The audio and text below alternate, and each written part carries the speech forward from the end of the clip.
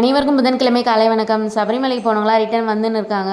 8:30 மணி கால் பண்ணி கேட்டது சமயபுரம் வந்துட்டோன்னு சொன்னாங்க. எப்படியும் அவங்க வீட்டுக்கு வர 12, 1 மணி 2 மணி ஆகும்னு நினைக்கிறேன். நாளைக்கு வர கிருத்திகை. நாளைக்கு காலையில் எழுந்திரிச்சு சாமி கும்பிட்ற வேலை பார்க்கணும். கிருத்திகை அப்படி இப்படின்னு நிறைய வேலை இருக்குது. பெண்டு நிமிர போது வேலை.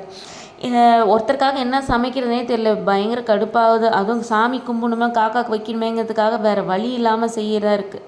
இன்றைக்கி காலை வெஜ் புலாவ் தான் பண்ணேன். உருளைக்கிழங்கு இல்லை, பட்டாணி, கேரட்டு, பீன்ஸ் வரைக்கும் போட்டு வெஜ் புலாவ் பண்ணி எடுத்துன்னு கிளம்பிட்டேன்.